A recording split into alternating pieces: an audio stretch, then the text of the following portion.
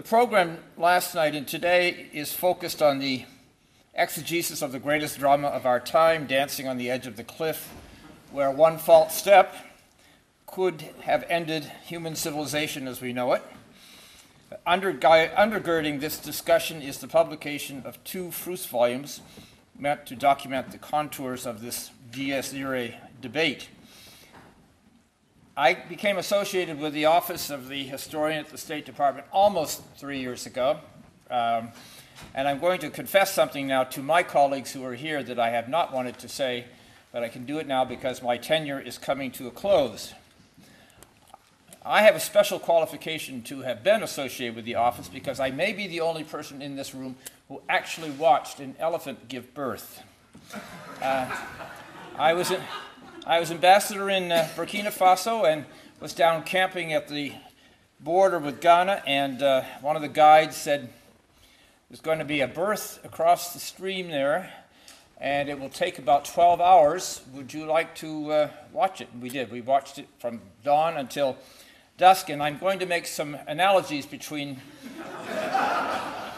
giving birth in that context to the production of a Proust volume. Give me a second here. First of all, the first stage is long gestation. Of course, for an elephant, it's 27 months, and you know, that's in the ballpark with getting the volume started in the Proust series. Secondly, it's long labor. Again, 27 hours is the shortest time for an elephant to be in labor, and that was really the process we were watching in the course of the day, the latter part of that. The third is the congregation of those around the mother elephant to provide to water her down, to keep her cool, and that, of course, is the colleagues in the office of the historian, trying to keep the compiler on the straight and narrow during a very difficult time. Then fourth is the point where the baby falls out of the mother elephant into a web of trunks that will cushion the fall of the baby onto the ground. I think that's close to the editing process. Fifth, cleaning the baby and the mother, a very elaborate process, and that's sort of close to declassification for a volume. And then finally, coaxing the baby to its feet so that it can take its first steps. That's what we would call the publication process. So that's why I got associated with the HOs, because I had been through an HO experience in Africa, and I'm probably the only one in the room that had that chance.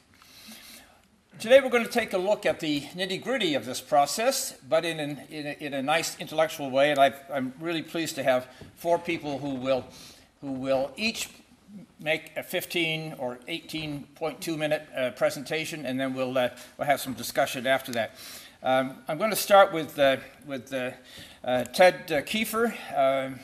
Ted is currently serving as a historian at the Secretary of Defense's Historical Office, but Ted was canonized recently because of his 34 years of experience as editor of the Proust volumes and as general editor of the series from 2002 to retirement in 2009. So if you see a halo over his head, it is well deserved.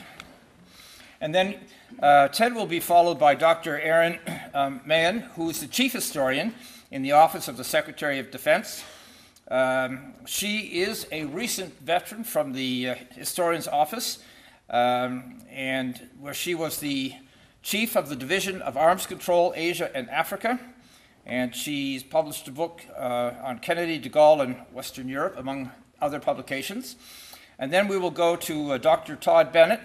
Todd is also a veteran of service in the Office of the Historian at State. He fled to East Carolina University when news broke that I would be associated with HO, but that's okay, Todd. We'll get back at you.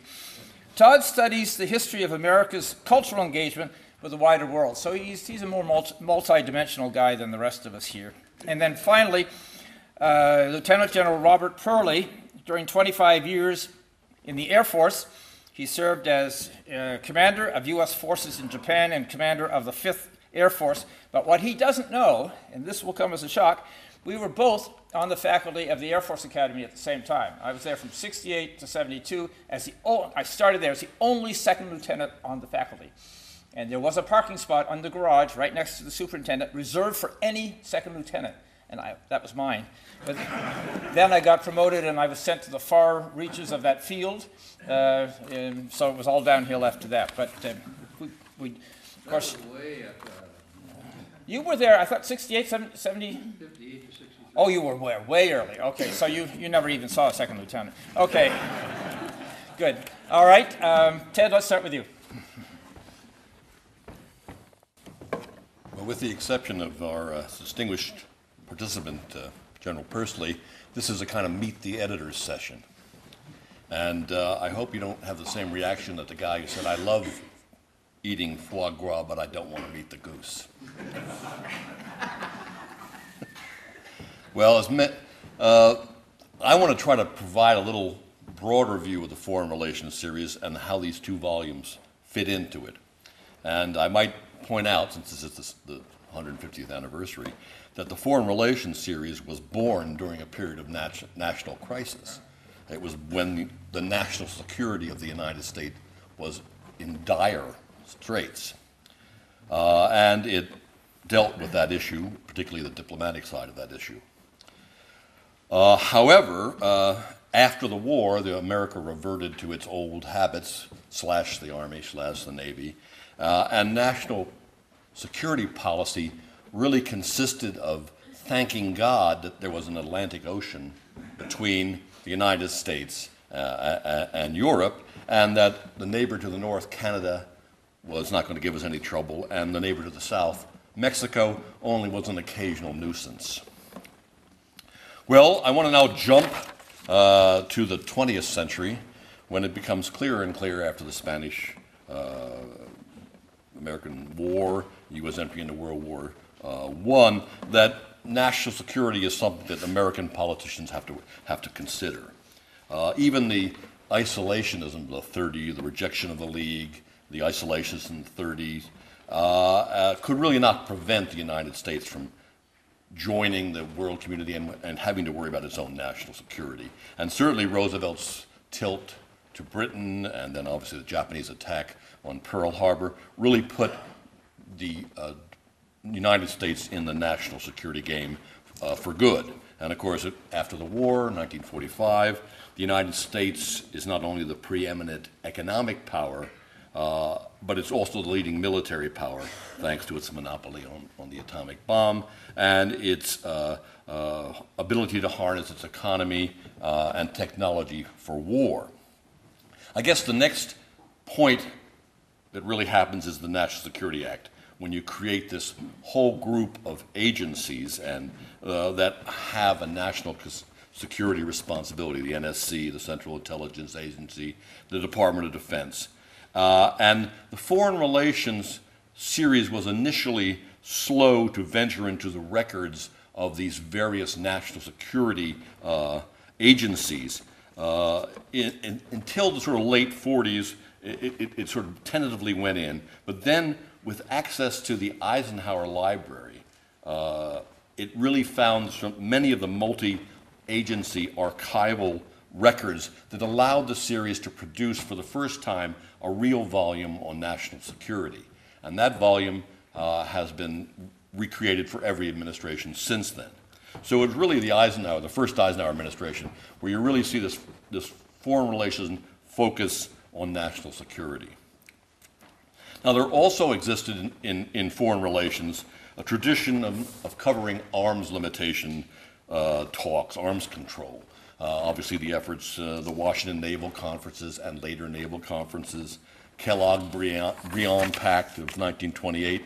And I dimly remember working as a young editor on a volume for 1958-60 on Eisenhower's administration's unsuccessful attempts to negotiate a nuclear test ban treaty with the Soviet Union, to accomplishment, of course, which Kennedy, the Kennedy and his team subsequently achieved to much fanfare.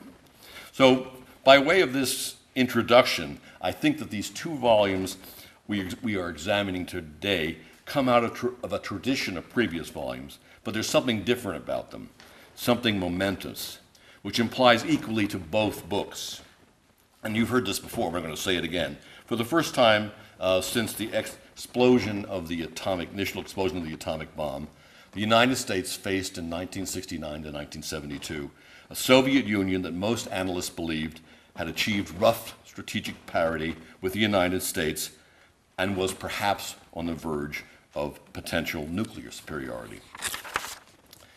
Both these books document U.S. national security policy. I think SALT was, above all, a series of national security decisions in a time of great change and great anxiety. These are two massive volumes, I'm sure you're all aware. I read them cover to cover once in review before publication, and I have returned to them again. They're hard reads. Part of the problem is the technical nature of the subject matter.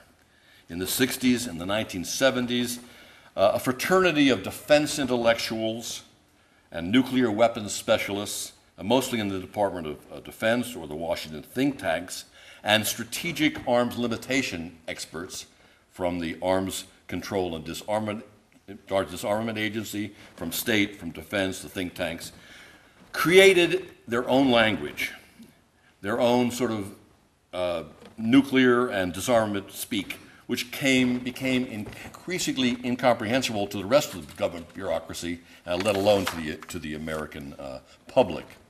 Now, the presence of this technical jargon really placed burdens on the editors. They needed to explain the technical terminology in the footnotes whenever necessary, and they had to assure that the technical assessments and the nuclear strategy speak documents did not overwhelm these volumes. Because these volumes are about nuclear war and the potential ways to limit it, but they are also about people. We all agreed, Erin and Todd and I, that the volumes should be selected from the point of view of the policymakers, from the top down. These compilations chronicle policy decisions, not implementation or daily negotiations to achieve them. And in the case of SALT, this meant downplaying the role of the negotiations at Helsinki and Geneva, although the chief negotiator, Gerard Smith's voice, I think does come through in back-channel messages and in telephone conversations with Kissinger. Similarly, the focus of the national security volume is on Nixon and Kissinger and how the various national security decisions were presented to them. Now, Secretary Melvin Laird and the Defense Department are well represented in the volume, but there exist in DoD files huge amount of detail on these topics. And for more of that, we will really, I think, have to await a volume in the historical series that the Department of Defense is producing on Secretary Laird and the subsequent secretaries of Defense. And this series will include, if all goes well, a documentary annex, online documentary annex. And that's rather a not too subtle plug for my current employer. Now, for both issues, Kissinger took a very tight control on policy reins through the chairmanship of the NSC subgroups, the verification committee responsible for SALT instructions and SALT policy, and the Defense Policy Committee really responsible for broad defense policy. I think both books focus heavily on these two groups, and I think that was the right decision, and they benefit from documenting what was really important to the policymakers, especially Nixon and Kissinger, by the use of Nixon and telephone conversations after February 71, and also Kissinger telephone transcripts. And I was amazed how many of the quotes that the previous commentators have noted are from these two sources. I mean, this is where the rubber really hits the road in these volumes, those transcripts and those tapes. Now, I want to point out that choosing 400 or 300 to 400 documents for 4 years from tens of thousands of potential ones is a bit like choosing the best 300 movies of all time. No one's going to agree with all your choices, and some favorites will be left out.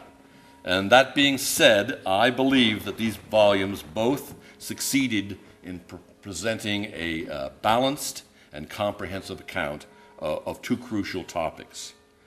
And of course, the SALT I volume had an added challenge. That was to integrate the larger U.S.-Soviet relationship into the volume on arms limitation. And the solution we hit upon was to extract those important U.S.-Soviet conversations on SALT and ABM negotiations and refer the reader to the Soviet volumes for the full transcripts of these discussions. And I think you have to think of the Foreign Relations series as an integrated series, not just one volume, not just two volumes, but a number of volumes. And you have to realize that one volume cannot cover the interrelated aspects of a complex relationship like the one between Moscow and Washington during these years. And in addition, the Office of the Historian has published a joint publication with the Russian Foreign Ministry titled U.S.-Soviet Relations in the Era of Détente, which has as its editorial backbone the U.S. and Soviet accounts of the secret channel between Brynn and Kissinger. So you have to add that to the mix. So if you're looking at these volumes, you just can't look at them alone. You really have to go beyond them. I just want to say very briefly what I think are some of the lasting impacts of these two volumes. SALT I is most obvious. It was hardly much of an arms limitation deal, since it only really established ceilings what already existed on strategic launchers, and it ignored MERS. Still, I think, and we can probably debate this for the rest of the day, that SALT began a process of arms limitation, maybe even a perception of arms limitation, that has succeeded and, in fact, has continued to this day. And obviously, in retrospect, the decision to limit ABM sites to 2 was an immediate achievement. I think that was really based on the fact that both sides realized that it was cheaper and more efficient to build offensive weapons than defensive ones. And in nuclear strategy, offense really tended to trump defense. As for the national security volume, it documents a basic change in U.S. strategic thinking. Unless NATO built up its conventional forces, NATO would have to respond to a conventional Warsaw attack with nuclear weapons that would soon lead to a full-blown nuclear exchange. And Nixon was fully aware of this, has been very clear early this morning. Nixon began the slow transition to selective response, or as it came to be called, limited nuclear war. The idea that nuclear exchange might not have to end in Armageddon. By selecting targets that would hit the Soviet Union's political and military elite, hit them where it hurt them most, by limiting the initial exchange, nuclear planners hoped they could build into a nuclear exchange the possibility of de-escalation, or even better still, deter the Soviet leadership from a first strike. Of course, the national security volume is not limited to nuclear strategy. It deals with conventional forces, the need to strengthen NATO's conventional defenses, the emerging threat of China, and it provides an insight into the interaction between the Department of Defense, the Joint Chiefs of Staff, military services, the White House, and the Office of Budget and Management. And finally, it lays out in a detail that even an initial doubter like myself has to admit that the nuclear alert of late 1969 was a signal to the Soviets and the North Vietnamese that Nixon and Kissinger wanted to mean business. Now, I'm not sure how much Moscow and Hanoi saw that alert and that nuclear alert as that signal, but it was certainly intended to be that. I think that's very clear from the volume. I just want to conclude that these books represent really the best of the Foreign Relations series. They're based on extensive research in multiple archives. They're enlivened by tapes and telephone conversations. They have a strong editorial supporting system, footnotes, editorial notes, lists of persons, lists of acronyms. Not everyone will find all that they wanted to find in these volumes, but these two editors have demonstrated an excellent mastery of the topics and a deft hand at selection. They should be proud of the work. I know I am. Thanks.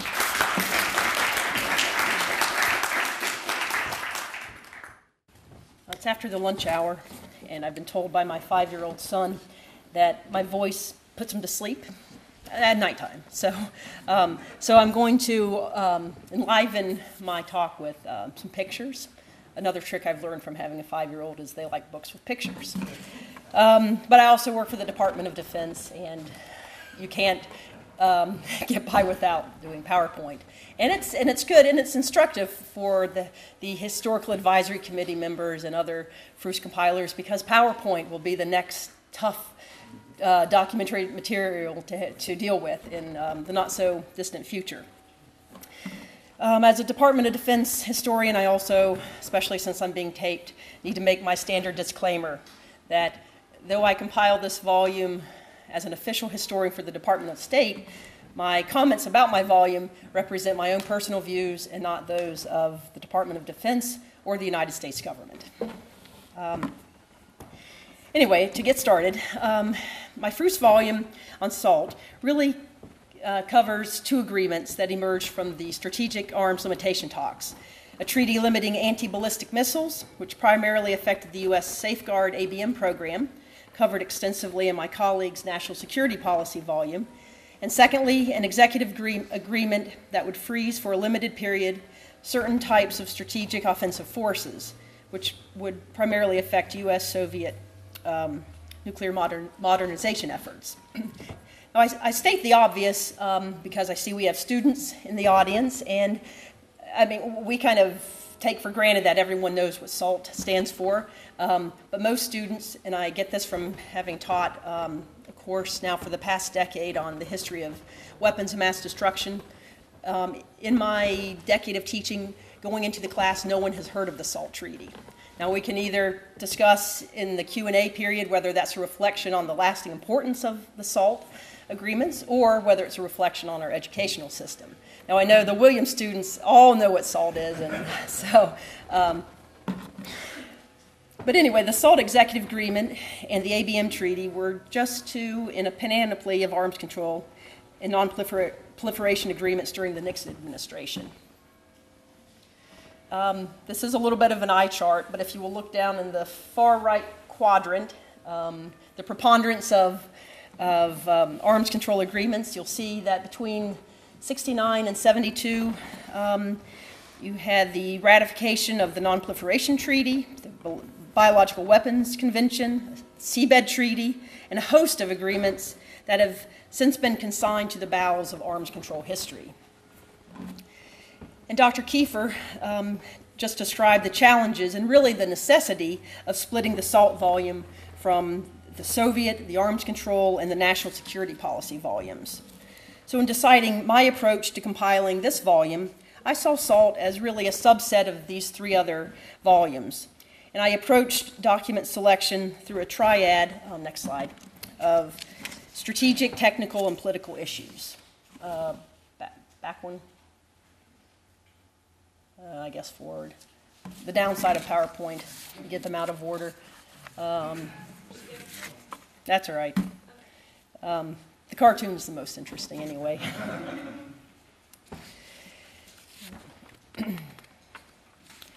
While I was able to print, as Dr. Keefer mentioned, extracts of the SALT conversations from the voluminous Kissinger to Brynn back channel, unfortunately the SALT volume as a standalone, I don't think it really captures the larger strategic objectives of the Nixon administration. You have to read this volume in tandem with the Soviet and the national security volumes and really many of the other volumes in the Nixon subseries. So what I call Nixinger, that two-headed hydra of Nixon and Kissinger, foreign policy, it structured SALT into a broader strategy of détente. And the key word is strategy because the Nixon White House viewed détente not as an idea, an ideal or goal, but as a tool of containment. Détente represented a stage of evolution in the perennial U.S. strategy of containing communism. Even so, détente was a nebulous phenomenon throughout the period, and neither Nixon nor Kissinger evoked the term. I can't really recall one SALT document that uses the term détente. Instead, the Nixonger conception of détente meant negotiating spheres of stability separately with the Soviets and the Chinese. The White House viewed SALT as an ingredient in a tactical strategy of détente. By negotiating an agreement on strategic nuclear forces, they intended to use SALT as leverage to coerce the Soviets into refraining from global adventurism and controlling nationalist movements. So SALT was really a détente tool for achieving policy linkage, or what might more accurately be described as a search for diplomatic and political leverage. As Kissinger declared on one occasion, quote, "I won't use the word linkage, but I will say the President has consistently taken the position that success and progress in one negotiation is bound to improve prospects in other negotiations," unquote. But again, this emphasis on strategy and the strategic level of thinking is more evident in the U.S.-Soviet subseries and not the SALT volume per se. In the strategic realm, what is clearly evident from the documentation in the SALT volume is that the Nixon administration was deeply concerned over a substantial increase in Soviet military strength, especially in the area of ICBM development, but also in the overall strategic balance. Most alarmingly, U.S. intelligence revealed Soviet refinements in an anti-ballistic missile system around Moscow and tests of a multiple reentry vehicle. As it turns out, and that's what this cartoon's to illustrate, the control of MIRVs was the dog that did not bark in the SALT negotiations. The Nixon administration was loath to negotiate restrictions on the testing or deployment of such warheads because of concern over verification, and because of the strategic and negotiating leverage that this technology, in which the U.S. then led, presumably provided the United States. The Nixon administration was also concerned about conservative and Defense Department opposition to trading away MIRV. But at the same time, it faced considerable pressure from Congress, parts of the U.S. government, and private arms control advocates to prohibit MIRVs because of the strategic instabilities their widespread deployment arguably would cause. And the Soviets, for their own reasons, did not press on MIRVs in the SALT negotiations. What's my next slide? That's my methodological approach. I want to move now to the technical. So the second front, methodologically for me, in document selection, were a host of technical issues, such as the MIRV question, upgrading SAMs, controlling ABM, mobile systems, telemetry, radars. I learned what hen-house radars and a host of, at least what then I thought were obscure technical issues, but had really important implications. And every Proof's editor, as Dr. Keefer pointed out, is frustrated by the page constraints that are imposed by working on an official series. And I was unable to print more than summaries of conclusions of the NSC verification panel, in which many of these technical issues were discussed. It's kind of one of my great regrets, but there were approximately 50 meetings during this time period, covering 12 to 20 pages, and when you can only print 400 documents or so in a volume, you have to make these kind of hard decisions. So in the end, I printed primarily summaries of conclusion, but read in isolation, you really need the fuller context of the working group papers and the minutes. But my source list provides where those can be found. The verification panel included members from the Departments of State, Defense, and even Justice, the Arms Control and Disarmament Agency, the Central Intelligence Agency, and a host of other executive entities. And the panel was chaired and controlled by Kissinger, and it first met in July 1969 to evaluate the feasibility of monitoring Soviet military activity under any SALT agreement. In time, the verification panel's mandate broadened to become the principal forum for reviewing all technical aspects of SALT. Next slide. Yeah. One often forgotten side to SALT is the high caliber of the U.S. negotiating team. And this is not the entire team, but these are some of the most famous people who served on, who were part of this distinguished group. Gerard Smith, in the upper right-hand corner, was Nixon's appointment as director of ACTA and the chief negotiator and head of the SALT delegation. His background in arms control issues dated to 1954, when he had been a special assistant to Dulles for atomic energy matters. And he had worked and stayed on the policy planning staff and had been a consultant for Kennedy and Johnson on MLF. So he had a long career up to this point in arms control matters. Scientists no longer dominated the arms control process as they did in the 50s, but they continued to contribute an important technical aspect and input. The physicist Harold Brown, president of Caltech, former director of the Livermore Laboratory, and a test ban negotiator, served as the primary technical person on the delegation. And Brown, of course, later served as President Carter's Secretary of Defense. Then there was Llewellyn Thompson, Tommy Thompson, perhaps the nation's top diplomat in dealing with Moscow.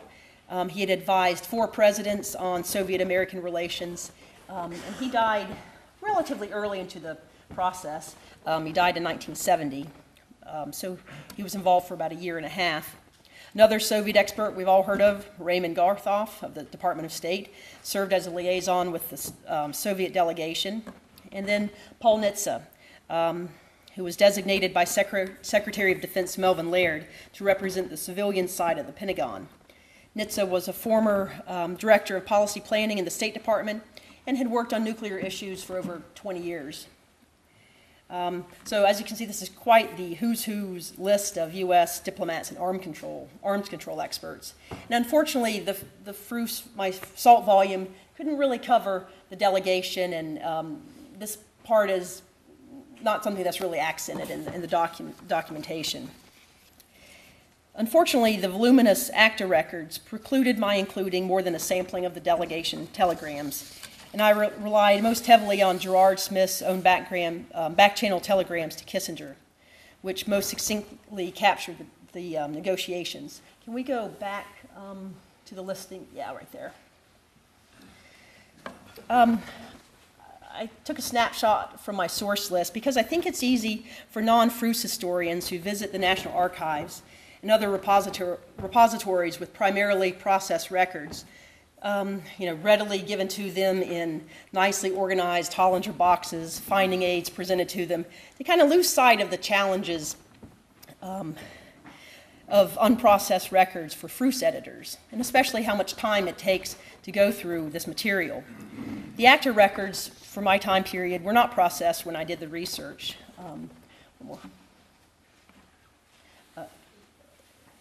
Yeah, that's good. I was presented with a binder of SF. I think there were 189s, and it's not that important that you be able to read the material. Suffice it to say, it's not a finding aid. It's a kind of very rudimentary list of what might be in the box you're going to be given. So I ordered about 189 boxes of ACTA records, went down to a basement because they were TS and I had to be in a windowless room, met by a man named Grady, who, for those of you who have seen The Shining,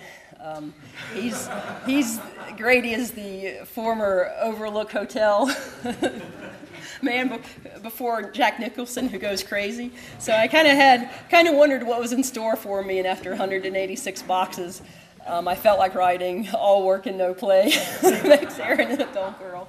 But anyway, so for FRUS historians, we get these unprocessed records and have to make choices on, how much time can I spend to go through it, 186 boxes.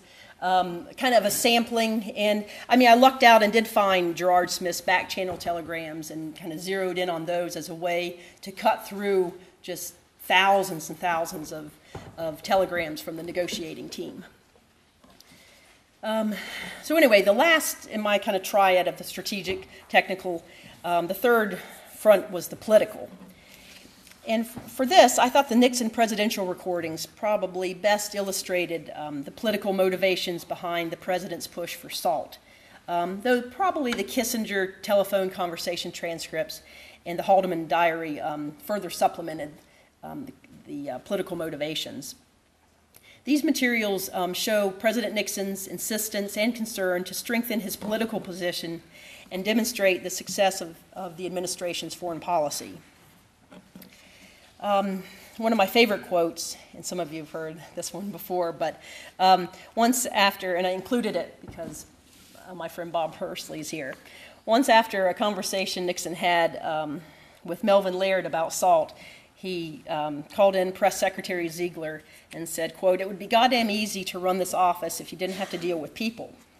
And Nixon's telling comment, I thought, encapsulates both the richness and the limitation of using his once secret taping system to tell the story of SALT and détente.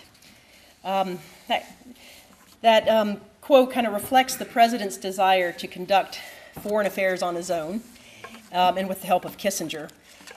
And the Nixon tapes kind of helped create this picture of a Nixonger-centric record of SALT.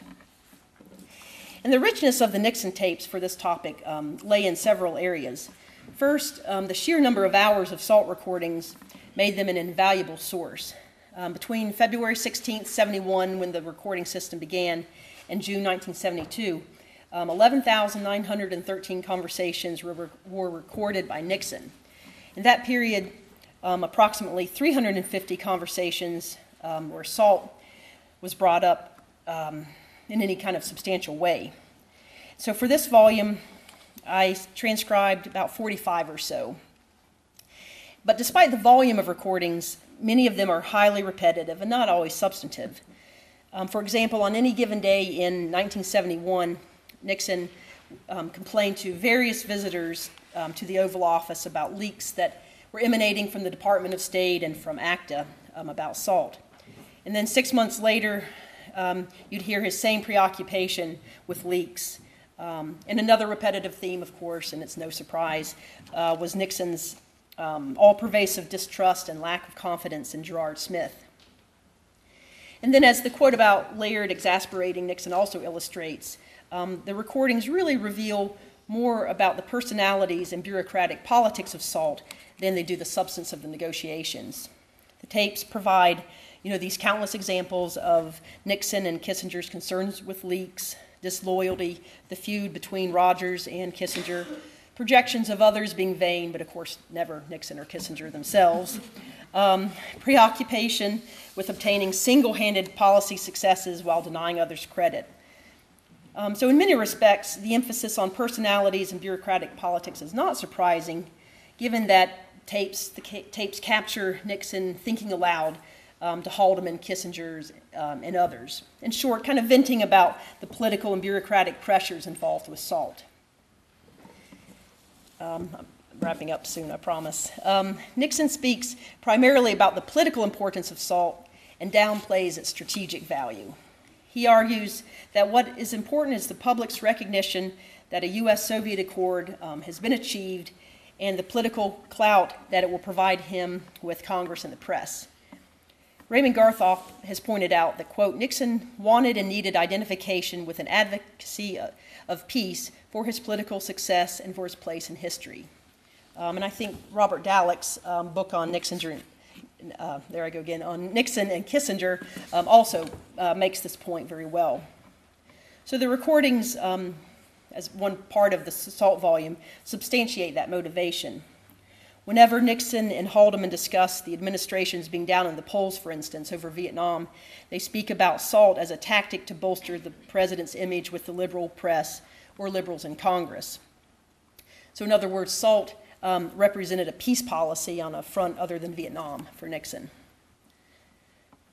So to wrap up, make a couple concluding remarks. In using this political, strategic, technical approach, I attempted to fulfill that Proof's mandate of providing a complete and comprehensive record. And perhaps in the Q&A session, we'll see if I achieve that. Proof's, in my view, is a quasi-scholarly, quasi-archival endeavor. I say quasi-scholarly because it's every Proof's editor's hope that his or her volume will stand alone and you can get a story of a foreign policy narrative through that volume alone. I say quasi-archival because of the limitation of what you can print and the hope that through the sources, the footnotes, you leave guideposts, signposts for other scholars to do much larger and better works. So thank you very much. Hi, good afternoon. Let me begin by again thanking Josh Botts and Bill McAllister from the Historian's Office and James McAllister and others from Williams for really organizing what's a fantastic conference and inviting me to participate. It's both gratifying and not a little terrifying to have all this assembled brain power here to discuss a Proof's volume that one did. I edited the National Security Policy volume, which, not incidentally, was the very first Proof's volume assigned to me by Ted Keefer when I arrived at the State Department back in 2002. What's interesting, and this conference is a bit like a trip down memory lane for me, because I have not, until this volume's publication a few months ago, I have not read this volume since 2004, almost 8 years ago, because it and I went our separate ways. It went into a lengthy process of declassification. I subsequently left the State Department for a university position. So reading national security policy again after all these years is really like visiting an old friend, and it really is a pleasure. And I think back to the sense of discovery, just kind of speaking parenthetically here, that sense of discovery when as a new documentary editor, I went into the vault that contained the still classified records of the Nixon project, which was then in College Park, still hadn't moved to its permanent home in Yorba Linda. And it was like a kid in a candy store.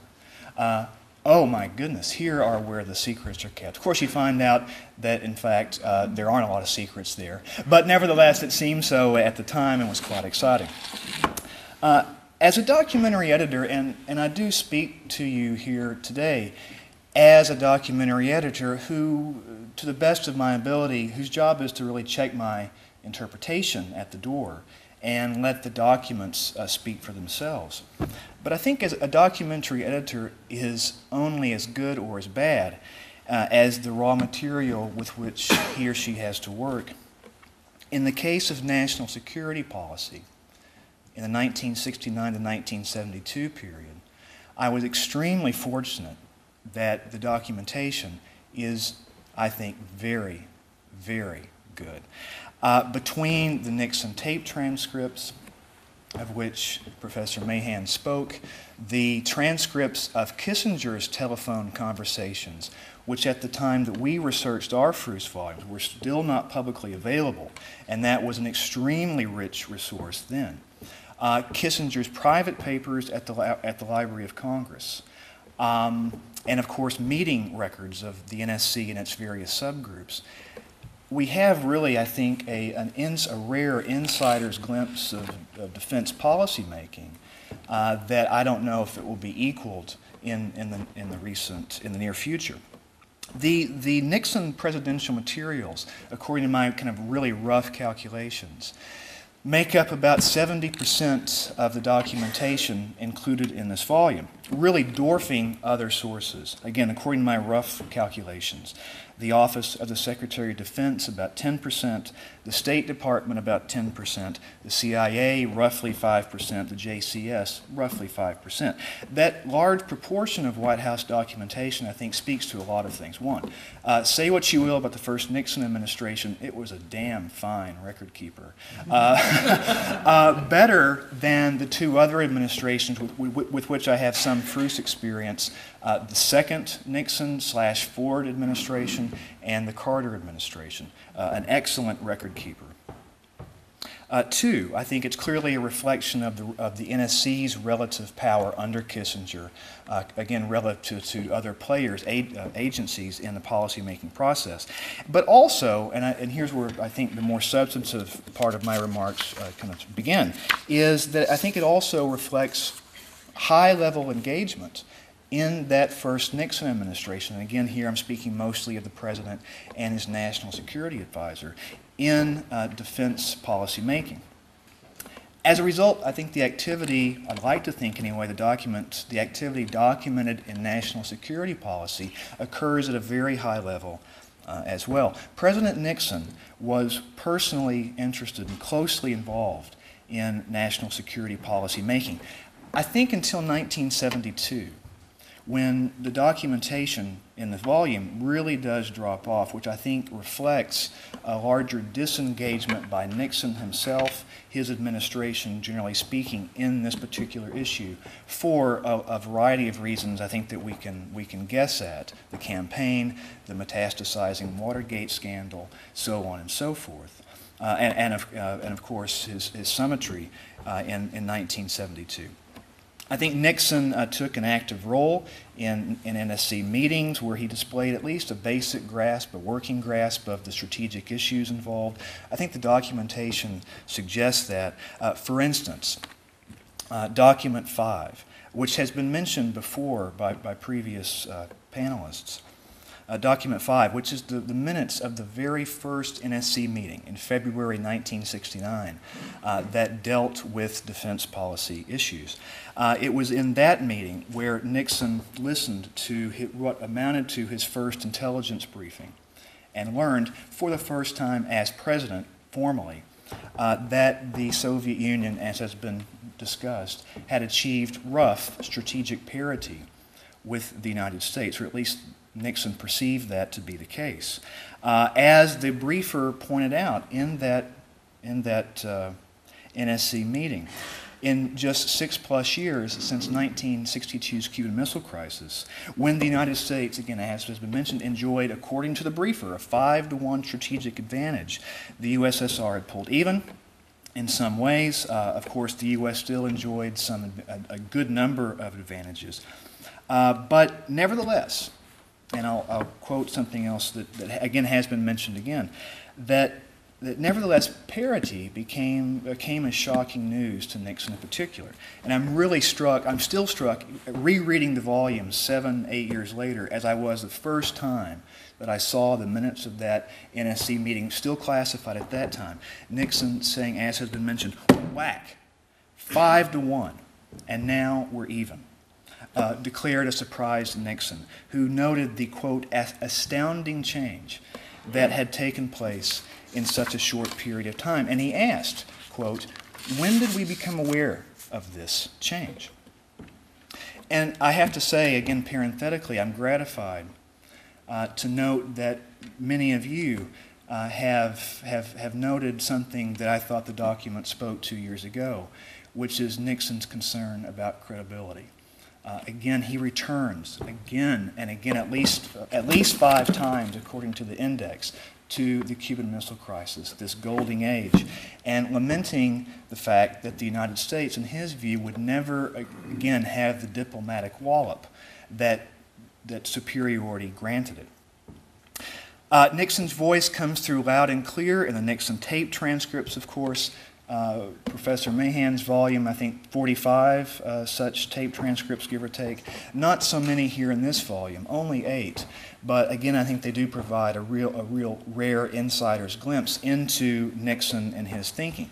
In particular, on that note, the marginalia that Nixon wrote on documents in, I might add, I'm sure you've seen the documents, in a thick, bold strokes of his pen, marginalia.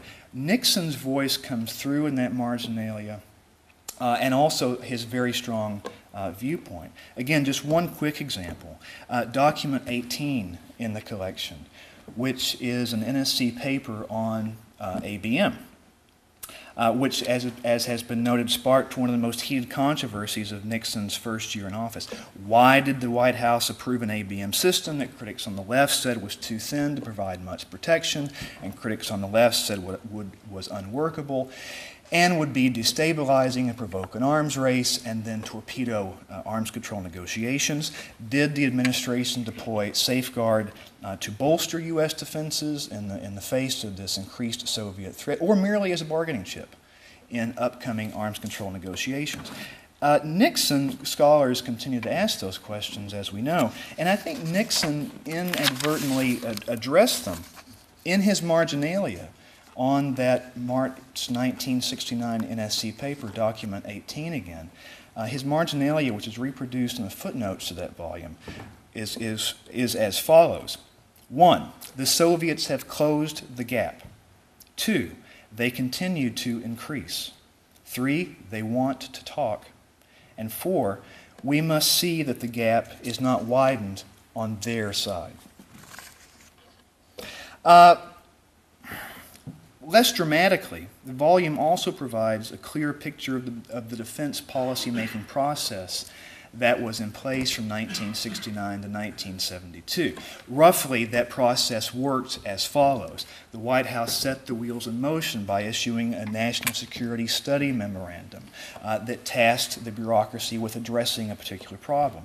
For example, NISM 3, issued in January '69, called for a broad review of the U.S. military posture. Sometime later, an interagency study was produced in response to that NISM. Again, to take our representative example, NISM 3 generated 2 such responses in June and October of 1969. That study served as the basis for discussion by the NSC or its subgroups. 5 such meetings were held to discuss NISM 3. And then ideally, that process resulted in a national security decision memorandum. In the case of NISM 3, that resulted in 2 such NISDMs, NISDM 16 and 27, the latter coming in October of 1969. That process, again, studies, meetings, decisions, hopefully, really provides the documentary backbone to the volume, giving it, I think, a certain rhythm. But if all of that is as expected, there were at least 2 things that differentiated the process in the first Nixon administration. One, the DPRC, the Defense Program Review Committee, and Henry Kissinger himself. In 1969, the White House issued NISDM 26, which is printed as document 55 in the volume, and I'll come back to that in just a minute. And NISDM 26 instituted a new NSC subcommittee, the Defense Program Review Committee, DPRC, which was dedicated to studying the political and economic implications of proposed changes in the defense posture. Now, the creation of the DPRC, and I'm struck by Erin's comments, worked on par and like the verification panel in arms control and other special issue NSC subgroups like the Washington Special Actions Group, which was a crisis management body, the Vietnam Special Studies Group, and so forth. But I think the creation of the DPRC, this little wrinkle in the first Nixon administration's policy-making process, speaks to at least 2 things.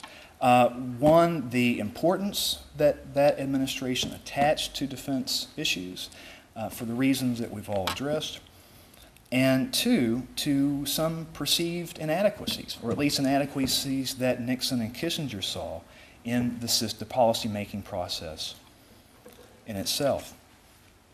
Composed of principals, the Undersecretary of State, the Deputy Secretary of Defense, the Director of Central Intelligence, the Chairman of the Joint Chiefs of Staff, among others.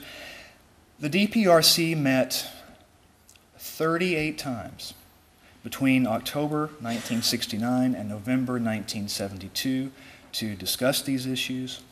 The DPRC, of course, was not a decision-making body and often, not always, referred issues up the line to the Senior Review Group, another innovation of the Nixon administration, or the NSC, which together met another 17 times to discuss defense issues, making for 50-plus meetings that are documented in some way in the National Security Policy volume. However, like others, and I will kind of put my interpretive hat on here just for a second, I too am struck by the fact that it all seemed a bit like a debating society. And certainly the NSC meetings have a bit of a pro forma quality. And it's always seemed to me, and I suspect many of us agree, that actual policy making was made not during DPRC or NSC meetings, but before or after such meetings, usually between Kissinger and, of course, Nixon himself. And again, that's not unusual, but it does bring me to the other idiosyncratic thing about defense policy making in the Nixon administration, which is Henry Kissinger. I don't think it's much of a stretch to say that Kissinger maintained a pretty firm grip on defense policy via his access to the president, of course, but also his chairmanship of the Senior Review Group and the DPRC. Again, to illustrate that, if I may come back to document 55, which is the NISDM that established the DPRC, which Kissinger viewed as a mechanism to gain better control over the Department of Defense and defense budgets, the force structure. And he clearly had Nixon's backing on this. Nixon's handwritten marginalia, coming back to that, which is documented in the volume, said that Nixon noted, quote, "I completely agree with the proposed creation of this DPRC." However, document 55 also illustrates something important. Perhaps General Pursley will speak to this later, that Secretary of Defense Laird pushed back against not just the creation of the DPRC, but the DPRC's work. Laird saw the DPRC as an encroachment upon the prerogatives of the Pentagon. He insisted that the DPRC have a narrow purview, that it would confine itself to kind of broad statements of purpose rather than getting into individual weapon system or individual force deployments and so forth. Kissinger, of course, interpreted that as a way to really eviscerate the DPRC, and the two had a closed-door meeting in late 1969. No record of that meeting was found.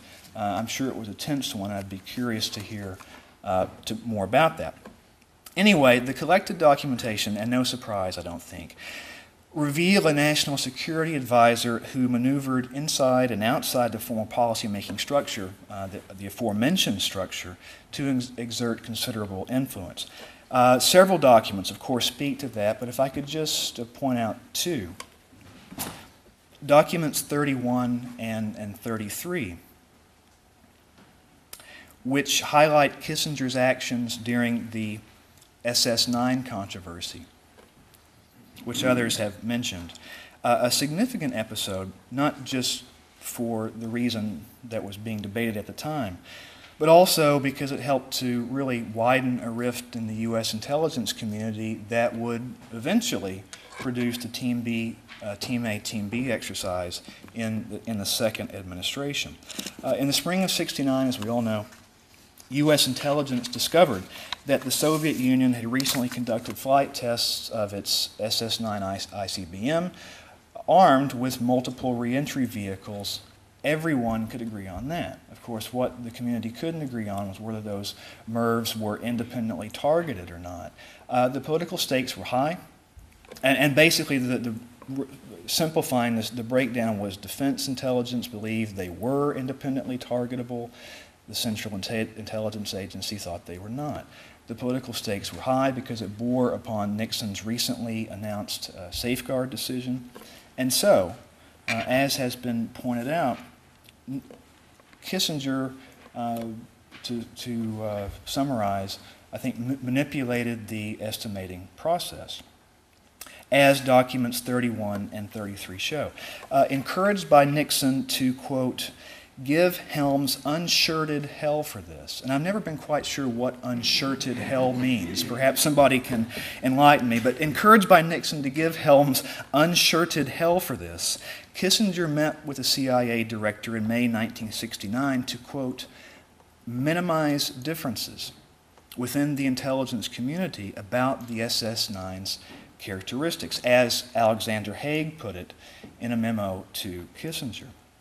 No record of Kissinger's meeting with Helms was found, unfortunately. But Kissinger acknowledged in his memoirs that, quote, to clarify matters, I adopted a procedure much resented by traditionalists who jealously guarded the independence of the estimating process. Well, I think we all want to hear what General Pursley has to say, so let me wrap up. Time doesn't permit me, of course, to discuss the other significant things covered in the volume. The growing Chinese strategic capabilities, the end of the draft and the beginning of the all-volunteer force, post-Vietnam pressure on U.S. defense budgets, policy governing the use of chemical and biological weapons. As important as all those things are, they're probably what one would expect in a national security policy volume. And let me just finish briefly by mentioning the outlier, which is Chapter 2 on the JCS readiness test, which is a chapter I thoroughly enjoyed doing. And I think that is the chapter that has received the most attention in the early reviews. And I suspect the debate will go on as to the causes of the test, its purposes, how successful or not it was. And again, with my documentary editor hat on, it's not my job here today to give you my interpretation, but I do hope that the documents that are in that chapter, which were many of which, not all, but many of which were previously declassified, especially those drawn from the JCS records, again, Kissinger's private papers at the Library of Congress and some NSC files, will help to at least illuminate what will probably be an ongoing discussion. Okay, thank you very much.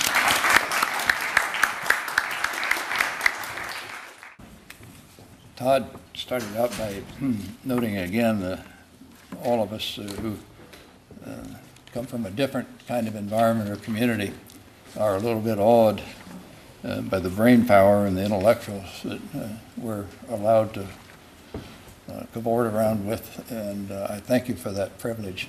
Those of you who watch the National Football League from time to time will know that Terry Bradshaw, former quarterback with the Pittsburgh Steelers, had a group that he associated with there who came from better colleges than he had attended down in Louisiana.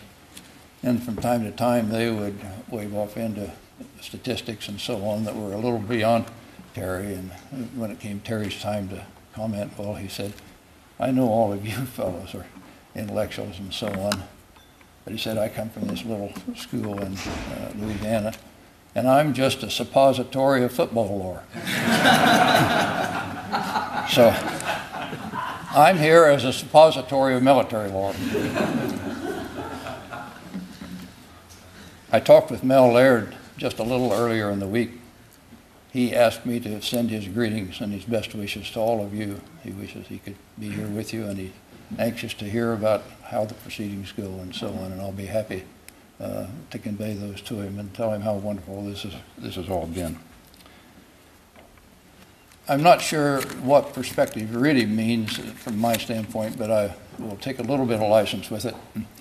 Say, I'd like to talk a little bit about context before the 1969 period, and then context during the 69 period while Melvin Laird was Secretary of Defense, because I probably need to talk from the OSD SecDef level. That's the one I'm most familiar with, maybe not as familiar as I should be there, but I can try in that arena a little better than others.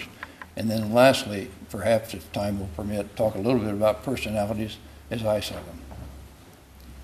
And when I get to DPRC, I may take a little bit more time than usual because that's one I really know. Or I think I do. I joined the Air Force in 1949, and I'd been through the military academy for 4 years, and I could tell by the military training we were getting then that the so-called Cold War and the nuclear age was being treated very much as an extension of the conventional war and an extension of World War II, and we'll just see how everything else fits in. Our doctrine and the training exercises and so on, even in the Air Force, were all geared toward just extensions of conventional war. And I don't know how many in this room have witnessed and been through a nuclear or an atomic exercise. But I'd like to describe just a little bit of what it was as far as I was concerned. I was invited to participate in a maneuver out in the Nevada flats in January of 1955. We were 3,000 yards from a tower that contained a 20-plus kiloton weapon. The tower was a little over 50 feet, something like that. Our only protection from that 3,000 yards, by the way, 30 football fields, looks like it's about from here to that clock. When you're in the clear Nevada desert on a cold January morning, you feel like you're sitting right under it. Between the trench, a slit trench that was about as deep as this table is, high above the floor, were a series of vehicles, buildings, dummies, and so on. Some Marines were going to maneuver in that area just behind us after the blast went off. And the blast did go off on schedule that morning, although it had been postponed a number of times. Well, let me tell you, if ever there was an exercise that would declare and demonstrate, underline, and exclamation points that atomic nuclear activity is an extension of conventional war, is dead wrong. I came away with exactly the opposite impression, that this is not just a difference in degree, this is a difference in kind beyond imagination. And when Paul Wolfowitz commented last night about the Chernobyl colonel, I can sympathize with him, whatever it was so far beyond comprehension that you couldn't imagine. And you knew right away how different this was. And yet, the doctrines that the military were following, the Twining hearings with Symington on air power at that time, that yes, the Air Force can control this, we can do this just fine. And the idea that we could preempt that General Orville Anderson at the Air University had proposed in 1948 is beyond imagination that you just couldn't comprehend. So I felt, just as a junior captain at the time, that we were adrift, that we didn't have direction, and we didn't have a very good thought process to how to go about handling force structures, tactics, basic strategy at all. That was a feeling down in the ranks. Now, all of you know full well and far better than I the thought processes are going through in Bernard Brody's 1959 Rand book and so on. These things were out there, but they were still part of an uncertain, uncomfortable, unknowing kind of world. So that was the context in which I was growing up in. Bob McNamara came in 1961, obviously as Secretary of Defense, and he became a force, in my judgment, as far as trying to coalesce some thinking and some action about the nuclear world. His tutorial process in the NATO organization of the Nuclear Planning Group, which was really just an elementary school for all getting together in the kindergarten of the nuclear world and helping the NATO countries understand what at least we thought we knew about it and try to help. And the Glassboro incident in June of 1967, where Kosygin came to this country, and why Glassboro, well, as all of you know, that was exactly even mileage between the UN and New York City and Washington. Kosygin would not come to Washington, and President Johnson was damn sure not going to go up to the UN, so they met in Glassboro. And during the luncheon session that day on Friday, President Johnson asked Bob McNamara to explain to Kosygin what our position was. And let me just read to you. You've heard this so many times, but my point is going to be taken in a moment. Mr. Prime Minister, you must understand that the proper U.S. response to your Soviet ABM system is an expansion of an offensive force. If we had the right number of offensive weapons to maintain a deterrent before you put your defense in, then to maintain the same degree of deterrence in the face of your defense, we must strengthen our offense. Deployment of a Soviet ABM system will lead to an escalation of the arms race, and that's not good for either one of us. And McNamara's next comment is, Kosygin was furious. The blood rushed to his face. He pounded on the table and he said, quote, defense is moral, offense is immoral, unquote. And so McNamara says that was the end of that discussion. The Soviet Union, by no reason, was going to discuss any argument or have any argument concerning a defensive system. Well, I'm here to tell you, Kosygin was not that furious. I had a call that evening, Friday evening, from Bob McNamara about 6 o'clock in the evening saying that I should call Ambassador Brynn right away. Kosygin had decided he wanted to go visit Niagara Falls the next day and he wanted to take some of his cohorts along with him. Well, that's like trying to manage 18 of these conferences in the next 15 minutes, trying to get that kind of thing moving and so on. But we managed to get that done. I might just mention, though, to you State Department folks, my first thought was I'll call Jim Symington, who is head of protocol at State Department, because this is right down his alley. He'll share. And I ran him down at a cocktail party on Friday evening, and he said, Bob, you have a hell of a problem, and hung up. And I did. He was right about that. But we got it done.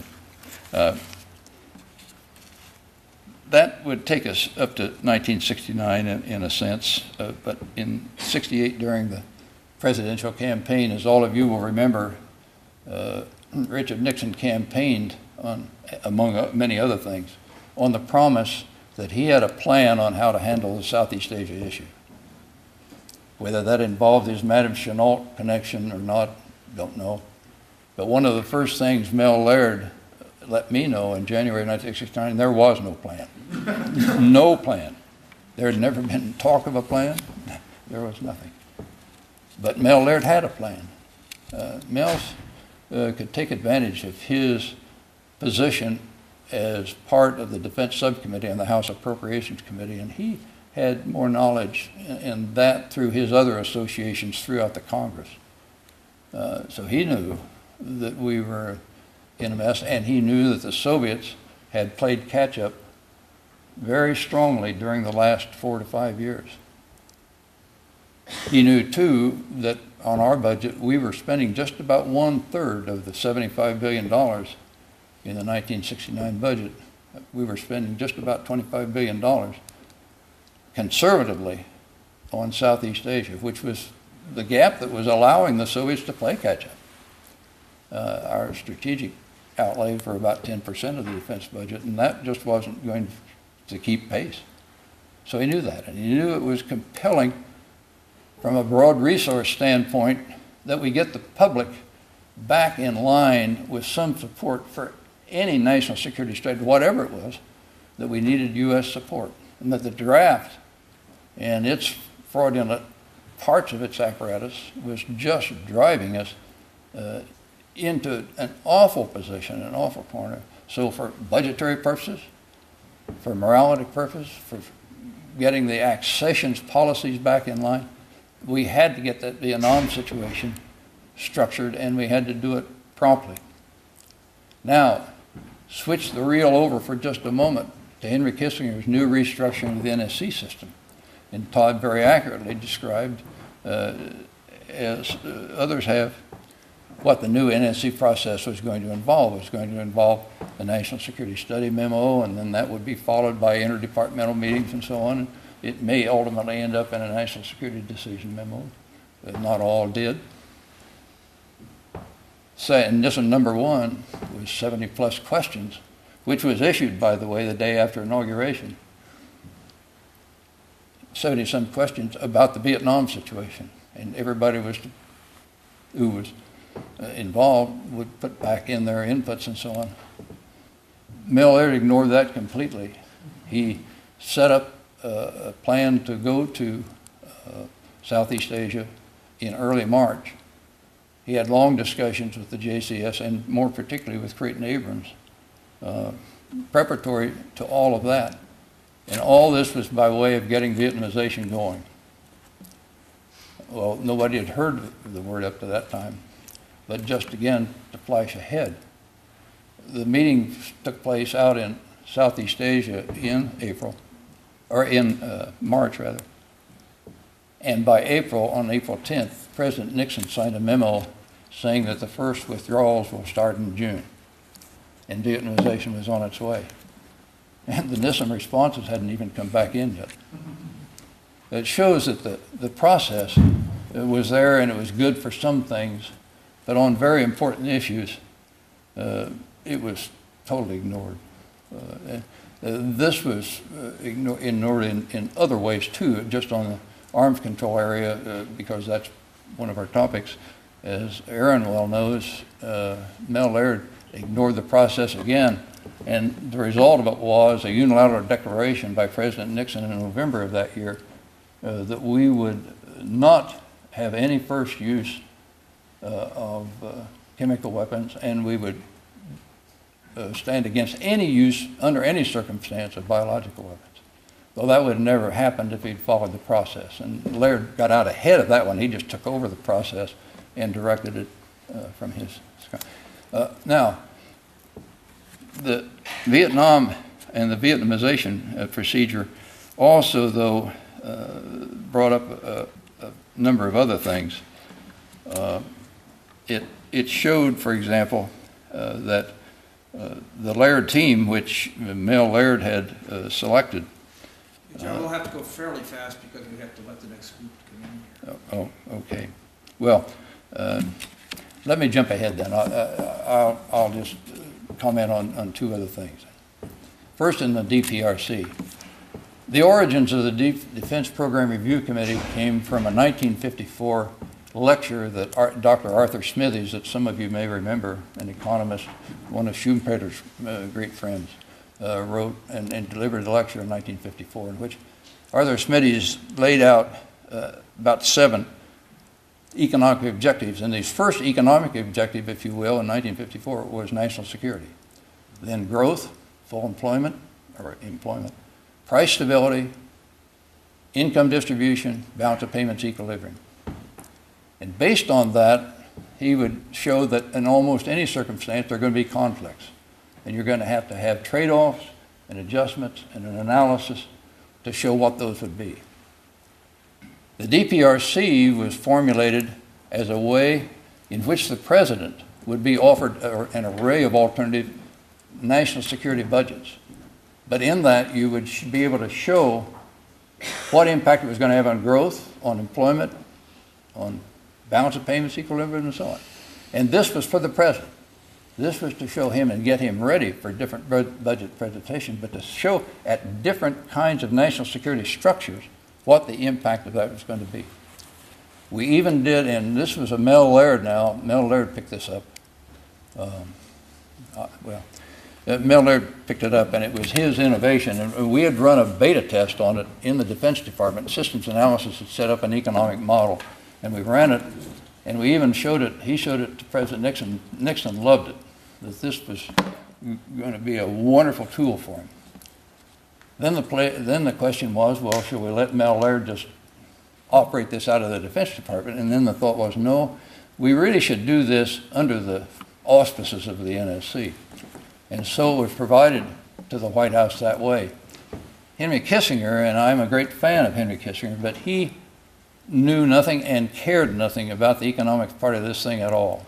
He saw this as a grand opportunity to poach in the whole Defense Department at levels well below any of the strategic levels. It was on what manned bomber we would pick. And the White House had thought the DPRC was such a wonderful vehicle, but they abused it from the very beginning, and it died because Mel Laird had given or allowed it to come into being, he also then went about killing it, because it was just doing all sorts of damage inside the Defense Department.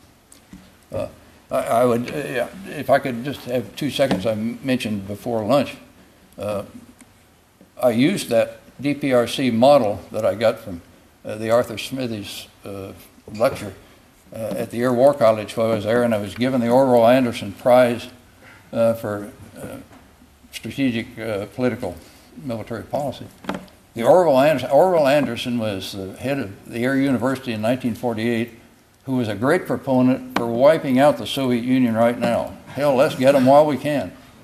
And I've often thought, I'm not sure if that prize was a compliment, and I still don't know to this day. And I never tell anybody that I won that.